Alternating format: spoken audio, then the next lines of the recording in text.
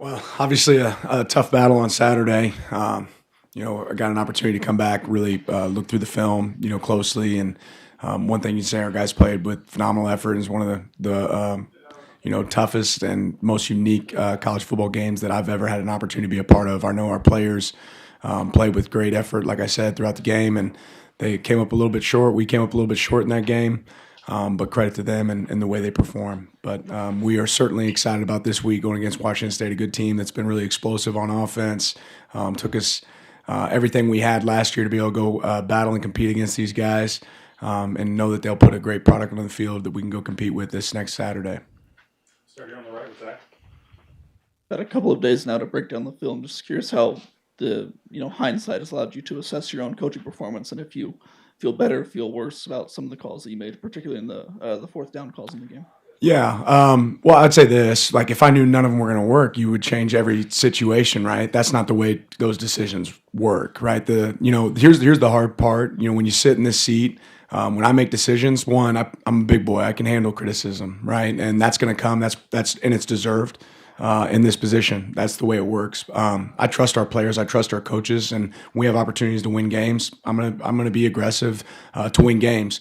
If you look back at all of them, ultimately field goal before half. That's one that I feel we certainly could have gone either way. Like I said on Saturday, we felt that we had the look. If we didn't have the look that we wanted, we were going to call a timeout and we were going to kick the field goal. Could easily turn around and say kick the field goal there and feel good about it. At the very end of the game, I don't think there's any scenario where I wouldn't go for it on fourth down there when you have an opportunity to put the game away. They've scored on more than 50% of their drives at that point in the game. 75 yards to 50 yards to 80 yards for them with a potent offense. They're going to have a lot of success in a lot of those scenarios, and they had that day. And then, transversely, it gives our offense an opportunity to come back and still have a chance in that situation. We don't get it. If we get the first, the game's over. So what I would go back, like I said on Saturday, is the 3rd and 2. I wish we could have executed at a higher level. There was some confusion there. But what's tough is when I make those decisions, like I said, it doesn't just affect me. It affects everybody in our program. It affects everybody that cares about Oregon football. And I understand that. And like I said, I'm deserved of the criticism. But it's not like those decisions are made on Saturday in that moment. Those decisions are made earlier in the week. Hey, how do we want to play this game? We knew this was going to be a game. It was going to be a high-scoring game where there was, touchdowns over field goals mattered. In that scenario, like I said before half, I think you could certainly say that could go the other direction. A lot of the other scenarios, I don't know that you'd play it any other way other than if you already knew what the result of the play was going to be. Three opportunities on a fourth. The chances of us not getting one of those three is really unique, especially with what we've done offensively so far this year. Same on the left here, Eric. Sticking there for a moment, just from a process perspective, how much are you relying on analytics, probabilities, and how much of it is kind of gut feel and what you are kind of feeling in the moment there? Yeah, it's a combination of what we've studied throughout the week and where we feel like our advantages lie. Certainly analytics is a part of that. Certainly, how good do you feel about the call versus what you think you're going to get from a look standpoint is part of that. And throughout a game, you have to reassess it and adjust it. It's never going to be all one or all the other, when it comes to that.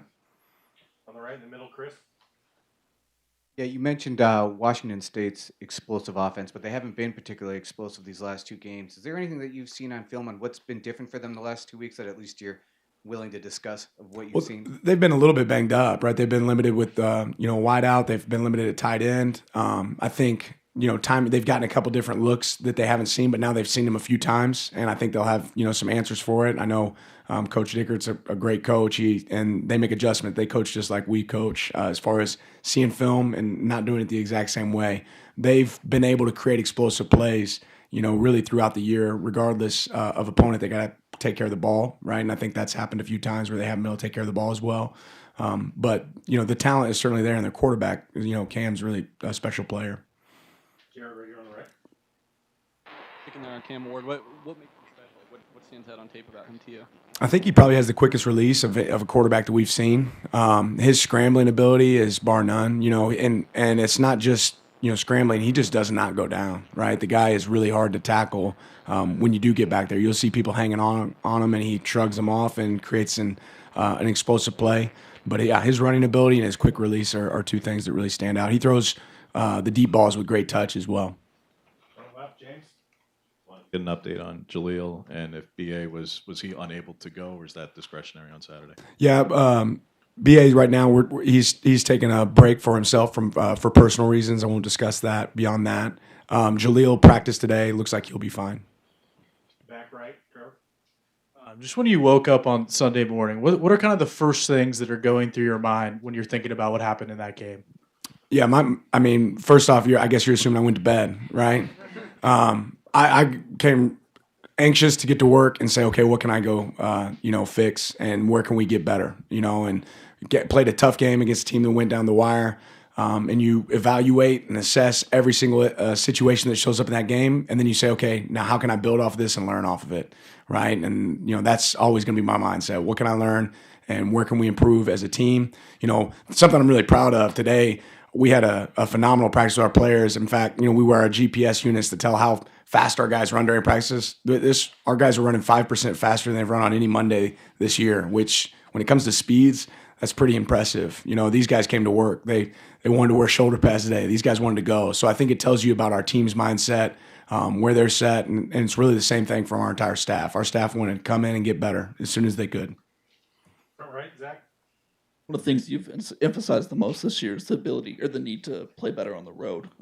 Obviously, finishing is a big part of that. But in general, how do you feel that you've seen your team get better progressively playing on the road? Yeah, well, in general, there were some penalties that you certainly wish we would have had back, but we were able to limit, some of those false starts that had shown up for us. There was a false start, but we were able to limit some of those penalties where we beat ourselves. I thought our guys showed great composure. We didn't. They had a personal foul against them. We didn't have one. I thought our guys handled the walking into the eye of the storm in a the best environment I've probably experienced here since I've been at Oregon on the road. I mean, it was really loud. It was great, that environment. So I thought our guys handled a lot of those pieces right. It's just about finishing at the end. On the left, Eric. Stone and Jackson are two of the more disruptive edge players in this conference. What makes them tough and just that challenge for you guys up front? Yeah, like you said, they're just good players, right? They play, they get knocked back at the line of scrimmage. They have the ability to pass rush. They can bend. They finish on the quarterback, and it shows up. This team, in my opinion, has been one of the better defenses, in my last 2 years. I know statistically it doesn't necessarily always match that this year, but they play, with the schematic advantage, and those guys play really hard. Back left, Rob. Obviously, you want your guys to play well regardless of location, circumstances, but you like the chance that you're at home this week. Obviously, it's homecoming. Will be a lot going on around campus. Yeah, sold-out game. I know our crowds will be amazing. As always, they always bring it, and I think, like I said, being able to have this game at Autzen is going to be a lot of fun. All the way in the back, Matt. Back to their offense, is there any similarities of just preparing for the basics of Washington and Washington State for their air raids and kind of the simple foundations of their offense? Yeah, the team that this probably mimics the most is really Texas Tech, right, that we've played so far this season, right? It's very similar tree from, an offensive coordinator's perspective. But there's certainly some similarities to Washington, probably more, though, Texas Tech with some of the QB run game that they do, the tempo. This is going to be an extremely fast team, especially after successful plays. They go really quick. So that'll show up a lot on Saturday. Front left, James. Had a couple of questions on Rod Pleasant and Dalen Austin. Do you feel you need one or both of them to rise up the depth chart and be more significant contributors for you? How far are they from being able to do so, and what's kept them from being able to do so far? Well, we have good players on our team, but those are certainly two of them, and both of them have gotten better and better every single week. And as soon as they are ready to be out there contributing for us, they certainly will be. I think they both, when you get here, you have to remember both those guys weren't able to get here until the summer. So it's a lot to pick up really quick. But it becomes a part of availability, right? Who's available to play, and then need, and then preparation and where you stand. And I'd say both those guys prepare extremely well. They're motivated to be great. When you come in as a freshman, you want to come contribute right away, but you can't always eat an elephant in one bite, right? It's a process. So those guys are focused on the process. They're getting better and better. And if they are able to go out there and contribute for us, we will certainly use them. Definitely been pleased with the progress that they've shown so far. Same row on the right, Garrett. Yeah, along those same lines, I know we asked you about Trequez the other day, but just I guess the value of being able to bring a guy like him off the bench and Nico and Dante when you have your two primary corners dinged up. Just what do you think that says about the depth of the secondary, especially compared to last year? Well, I think that's where it gives you an opportunity to be able to be successful in games, right? When you talk about strength in numbers, right? And you never know where your role is going to exist, how it's going to exist, and how much roles change, right? And roles will continue to change this year on our team, right? It's never comfortable. Competition exists every day, right? So when guys come in and perform, and they perform at a high level, they get more opportunities. That's how it works. And it's good to have guys that have been able to come off in roles like that this year and play at a high level. On the right, Zach. In the game when JPJ has to go out for that one play with an injury, you turn to true freshman Poncho. What is it about him that he's shown this year that makes you feel confident sending him out there in that high pressure situation? Yeah, consistency and physicality. Picking up a system and being able to execute it at a high level. He's a guy that's really rotated and played within every game for us this season. And it's because he's earned it. So in that situation, he's a guy that again has done a good job for us throughout the year. So it wasn't really even an opportunity to second guess putting him in because he was prepared for it. Second row on the left here, Eric. Patrick Herbert's contributions, the way he came back, you watched it for the touchdown, kind of followed the play. Just what impressed you with that and kind of his ability to do that? Yeah, it reminded me of, the 49ers, Joe Montana, the catch, how it's coming back across that, that scramble drill for us. And you don't know when it'll necessarily show up, but we recreate that quite a bit in our practice settings. And I thought that was really good execution by him and Bo. In the back, Matt. Another 12:30 kickoff across the country. Doesn't matter where you're on TV in the middle of the day. Has that impacted recruiting at all? Your visibility, and I guess halfway through the point, just how would you assess your staff's ability to recruit right now? Yeah, I think we're able to recruit at a high level because people see, the direction we're headed and what this program is really all about. When they get to see us on center stage, we certainly appreciate that. But part of the reason we're on center stage is because of who we are, right, and what we've been able to do. So we're going to continue to go recruit the best talent. I think our staff's done a good job of identifying that talent. And there's some great players out there that we want to be a part of our program. Back right, sir. Apologies for going a little off topic here, but what's your reaction to seeing someone like Kilohana use his platform, the NIL rules, to reopen, kind of a community staple, the Wild Duck Cafe? What's your reaction to that? Yeah, I'm so excited for a guy like Kilo. I don't know if people realize how hard a guy like Kilo works. So, he does football. He's a student athlete, and then he goes and works at this restaurant that him and his family has opened. And this guy is an incredible giver, very selfless. But part of coming to Oregon isn't just about being a great football player. It's not just about winning football games. It's about winning in life. And I think he's a great example of a guy that's winning in life right now. He's creating opportunities for himself. He's building value for his family and his future. And I'm really excited for him. Front left, James. Ordinarily, I'd wait to ask until spring meetings in Scottsdale, but the Big Ten doesn't have the benefit of time. When do you want the Washington game to be played on the schedule, Dan? If it's the last game of the regular season, Friday or Saturday after Thanksgiving in 2024, just because? I'm not even thinking about that.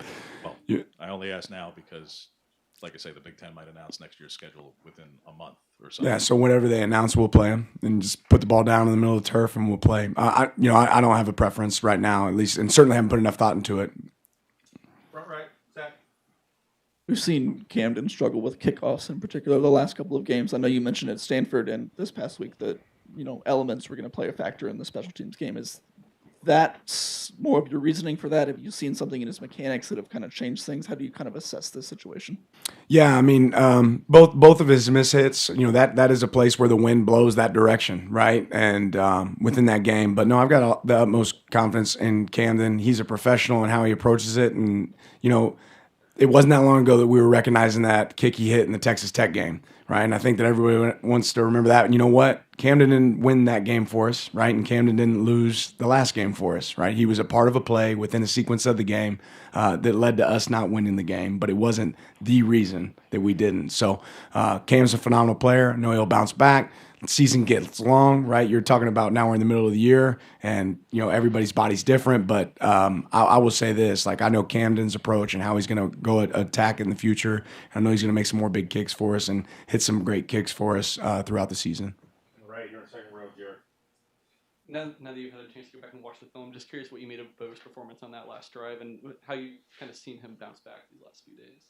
Yeah, Bo, Bo played a really impressive game in my opinion. Bo led. Bo was calm and composed. Bo didn't feel like he had to go create plays on his own. He was able to operate within the system, and I thought he did a really good job, throughout the game on Saturday. And I know there's moments that Bo wants back, and we certainly have coached some things. Hey, Bo, this should have looked different, and he appreciates that because he wants to be coached. But yeah, I thought Bo did some really good things for us on Saturday, and we'll continue to do them this year. All the way in the back, Matt. Early in the season, around that Tech game, you talked about being better at containing the quarterback. If this is a team that runs a similar game plan, just how you feel like you guys have improved in that kind of area? We certainly affected the quarterback a lot more this year, and again, it's twofold. It's what we're doing better schematically, and it's what we have, from a personnel standpoint on our team, and it's our players embracing improvement. And this will be probably our toughest challenge, at least so far this season, for containing the quarterback because of how he extends plays. Their offense is a timing offense, so when those plays do get extended, you don't always know where these wideouts are going. You don't know where they're going to be. It's really scramble offense sometimes in those moments, and that's really hard to defend. So we have to do an elite job of it this Saturday for us to be effective, and that'll be a big piece of this game. Last question, James. Troy is rapidly approaching a lot of program records, season and career for wide receiver. Everybody, coaches, players at every level, always preach consistency. What is it about him that's allowed him this season to be this consistent, this higher performer, no matter the competition, and be pursuing some of the numbers and stats that he's racking up right now? Yeah, it starts with talent. Troy has special talent, right? But beyond that, Troy's a guy. We're on the flight heading back from the game on Saturday, and he's texting me the things he knows he wants to do better and what he wants to improve on and where he's going to be better for the team and be better for himself. And I think that's just part of it. You have to stay hungry. And he's been a guy that's been really hungry this year to be the best version of himself. And I think he knows that he even has a higher standard than what maybe you've seen so far to this point. So I'm thrilled to have him on our team. He's a great player for us, and excited to see what he continues to do. Thank you, Coach. Appreciate your time. Appreciate it.